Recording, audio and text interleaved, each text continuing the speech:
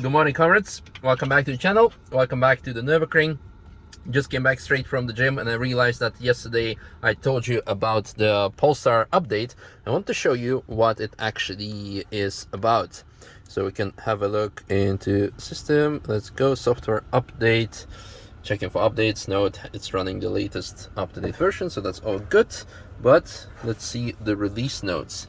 So this is not the more powerful, more efficient version of the software that we tested a month ago already by now, but a couple of other things. Range assistant has been added, eco climate mode for climate control, cold battery information, so it's very good for the winter months.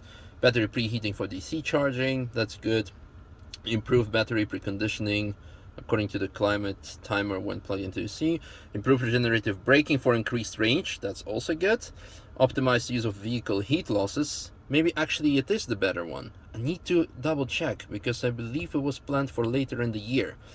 In any case, this is what we have now. We have this range assistant over here that shows you actually projected range based on your driving style instead of the actual range that is shown here. So this is like the maximum range you can get, and here is actual range that you might have with your driving style. Yeah, now it is climbing because we're actually not doing that much.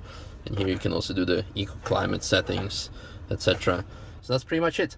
Okay, let's go do the industry pool car spotting, because it's something I wanted to do yesterday, but that was too late. So let's go do it now. Come here. Come through the tires. Come here. Come here. No, go. Come here. Yes. Hello. Come. Yes. Yes. 2 tires. Same situation at the M-Test Center as yesterday. Before we went for our walk, stopped by at Apex quickly because we got the new tires for the Cupra delivered for Saturday's race. It's going to be a 3-hour race. Very excited to drive the car. Also kind of sad because it's going to be the last race of the year. But yeah, also in a way looking forward to the winter break. But until then, just gonna do the irresponsible thing by watching industry pool, because as you might never know, the dog might cross the track and get hit by a car. First car for today is Porsche Turbo, I guess. Looks like a turbo to me. The Mini and the 1 Series, which are just doing their prototype or industry pool license. Speaking of Porsche, I do hope we get to see the GT3 RS lap record time or attempt. According to rumors, something might happen this week, but no exact confirmation yet.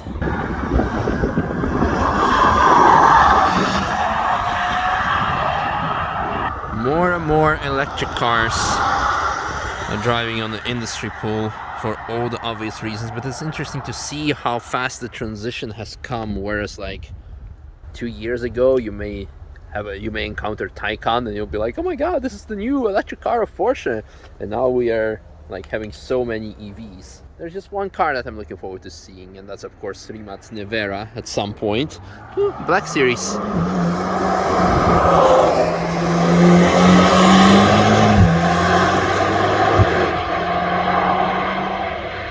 Very symbolic, like one of the probably last best internal combustion engine cars from AMG, and yeah, either it was an EQS or maybe EQS AMG even, who knows? TTS, a Golf, what? Why?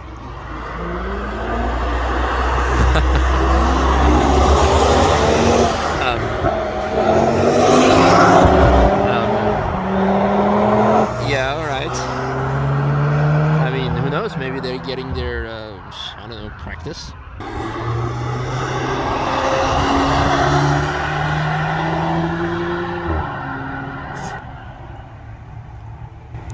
Are you allergic to Golfs? Oh, hello there.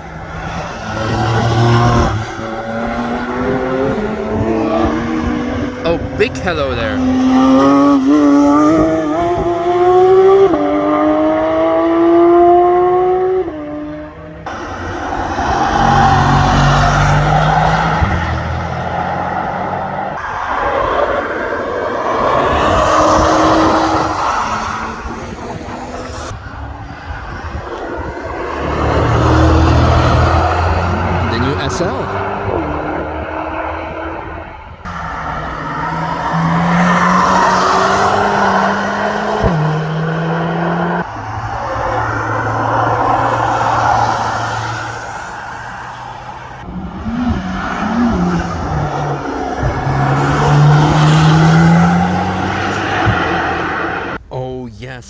haven't seen that one yet. Yeah, that's cool too, but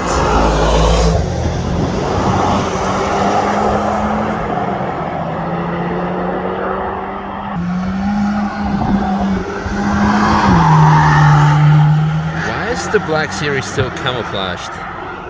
According to some people who are actually working for car manufacturers, they say just like that the camo wrap is a real pain in the ass to take off, and even when the car is being unveiled, they just don't bother taking it off because, yeah, why should you?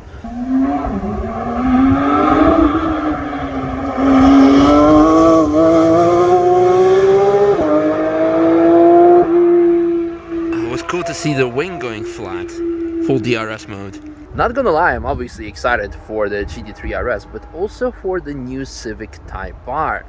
It's also interesting to see that the path that they took with the new styling, they actually want to approach more customers because the previous ones were a bit slightly more too extreme. So, I don't know, what do you think of it? I do like the subtle of the looks. Not sure if Aston Martin is subtle, but it's more elegant for sure, speaking of the Type R.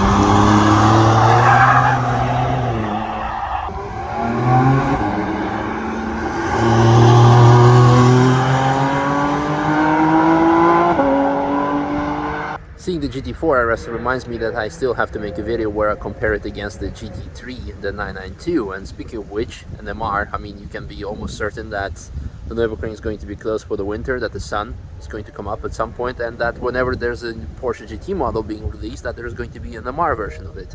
So I'm very excited to see how the 992 GT3 MR is going to perform when the car is already this interesting. Stay. Funny, there was a bird flying over the track. Well, someone was right. What if a rabbit crosses the road and she's gonna chase it? Or in this case, a bird. Yeah, well, you just say stay and she stays. Oh, those sneaky birds. Alright, go. I forgot what I was saying. Something about GT3 992 MR. Obviously, the car is going to be fast. But yeah, if the stock car is already that good, how much better can an MR be? And what kind of upgrades is it going to get? Suspension, most likely. Manthey-Racing suspension. Is it going to get an aero disc? Who knows? Different wheels? Who knows? Will be interesting to see. Will be definitely interesting to see. Looks like an LCI life cycle improvement version of the 3 Series. Could this be like a full new M3? Or again, maybe just something that the guys were too lazy to take the camo off from the current model, but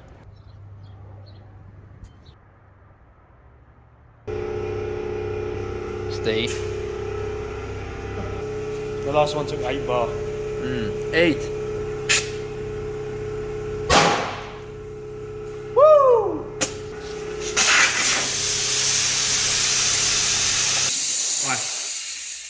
Ice. Well, it's 8 bar of pressure coming through a hole the size of a Jap's eye. You can de-ice things with it. I hate doing slicks. If anyone wants to come and volunteer to do slicks for the rest of the next racing career, you're more than welcome. Can you tell me more about the up in the meanwhile, then I can go? What do you want to know? I don't know. Why is it here?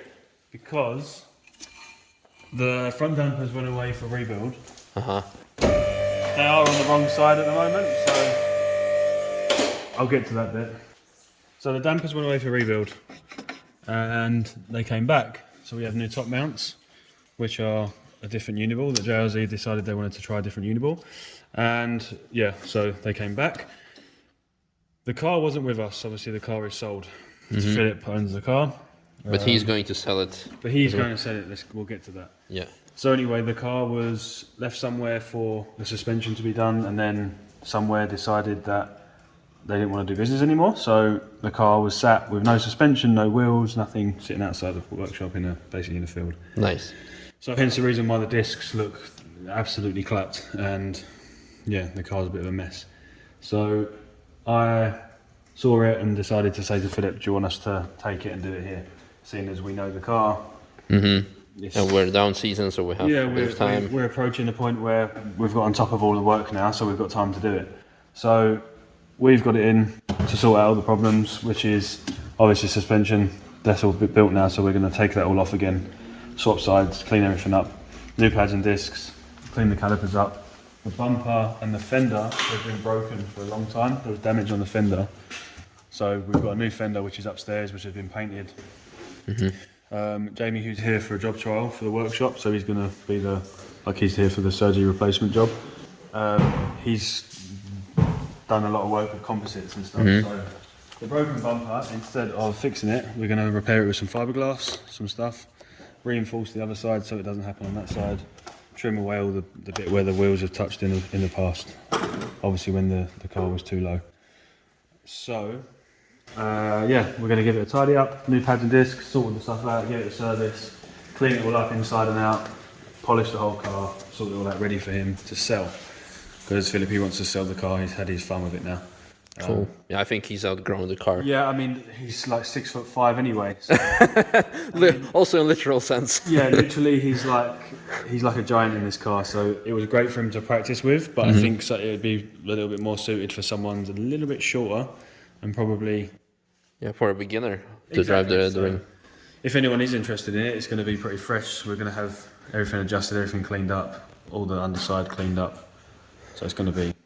Yeah, it's a fresh car again. Yeah, exactly. It'll be a fresh car. Obviously, there'll be stuff like we're not going to replace the radiators. There's no. The stone chips on the front aren't bad enough. It's not that bad. Exactly. I mean, the condenser looks fine. The radiator's still fine. Everything's in. Just needs a clean. That's all. Yeah, it's held up nicely for 5 years. It's done well, considering it's been sitting around for a lot this year as well. So. That's cool. So yeah, we're going to settle the suspension up and stuff probably tomorrow. We'll have to do all the alignment and stuff with the bumpers off because they'll be drying. Cool. Well, thanks for the info. I'll let you to it. And for you guys, as mentioned, if you're interested in the Sub7Up, shoot us a message. I will put you in contact with Philip, who should do a better job at answering his DMs. Just kidding. Other than that, I'm gonna say goodbye here because it's been already like a long enough video and I need to do a couple of things myself. So yeah, TF is closed anyway and Pancake needs food. Yeah, so thanks for watching and see you in tomorrow's video when I don't remember what is going to happen. Something might happen car related or dog related or food related or sport related. Bye. See this car when I was a kid. That's exactly the first car.